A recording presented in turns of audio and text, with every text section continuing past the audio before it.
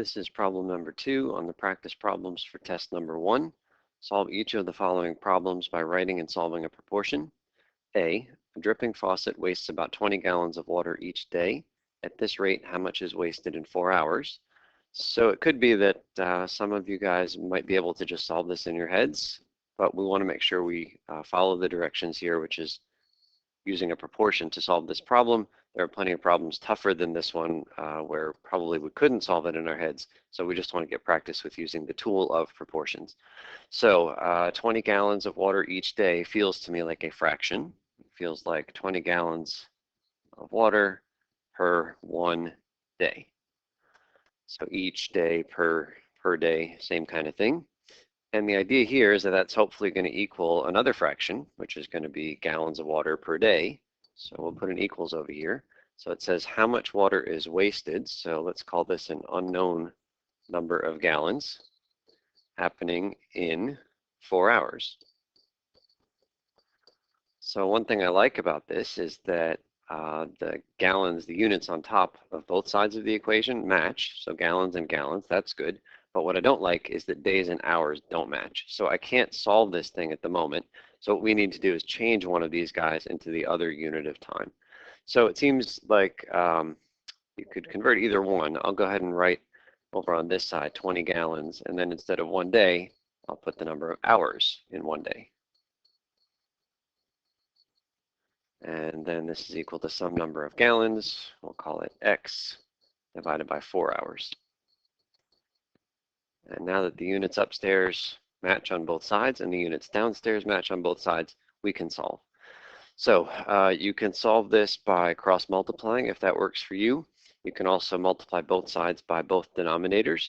Easiest thing to do first actually is to reduce the 20 over 24. Let's make these numbers smaller before we do anything. So 20 and 24 have a common factor of 4. So this becomes a 5/6 equals X over 4. And I don't bother writing the units anymore. I use the units to help me set up the proportion, but once I've got the proportion, I don't feel the need to keep writing them. Okay, so again, if cross multiply works for you, then great. But if multiplying both sides by both denominators is more your speed, then that's fine. That's what I'll do here. So I'm going to multiply both sides by 4 and 6.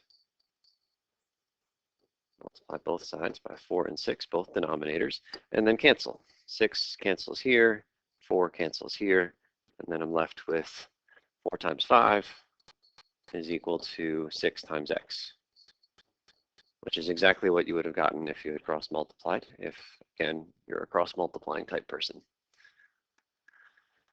Okay, so not too hard to solve this one. 20 is equal to 6x.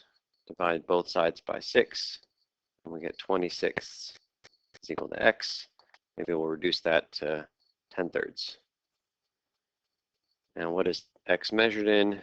Well, going back to the beginning here, we saw that x was in gallons. So that's 10/3 gallons.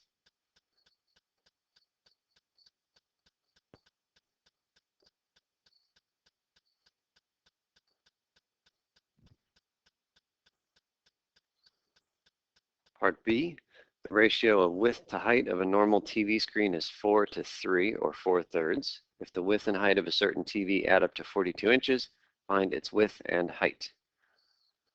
Okay, so we'll go ahead and call this, actually I'm going to call H the height and W the width. And it says the ratio of width to height is 4 to 3, but they add up to 42 inches. So let's see what we can do here. We know that the width to the height is 4 to 3. So there's our proportion. The problem says use a proportion. We just did. But the difficulty here is that this proportion has 2 unknowns in it, width and height. So we need to use the other fact in the problem, and that's that the width and height add up to 42 inches. So let's put that here. Width plus height is equal to 42. So the idea here is we're going to solve for one of these letters. Doesn't make any difference which one. I'll solve for W. So subtract H from both sides.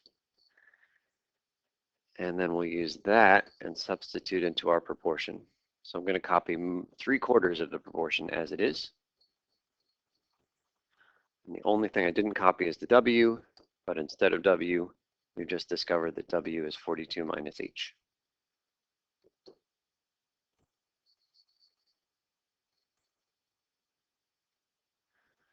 Okay, and we can solve this proportion because it has now only one variable, just h. Before it had w and h. So either cross multiply if you like, or multiply both sides by both denominators. So multiply both sides by 3 and h, and then cancel. So on this side, h goes away, this side 3 goes away, and I'll write down what's left. 3 times 42 minus h is equal to 4 times h.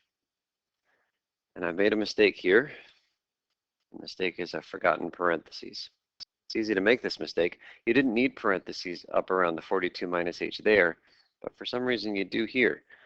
And the reason is that the parentheses are not mandatory up here in the top, because by virtue of being a fraction, we can tell that 42 minus h is one thing. It's grouped by virtue of being the numerator of a fraction. It's one thing because of the way it's written.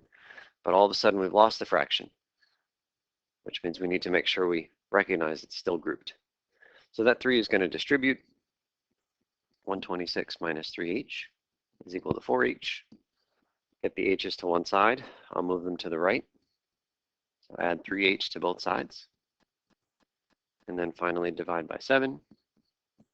And we get the height is equal to 18 inches.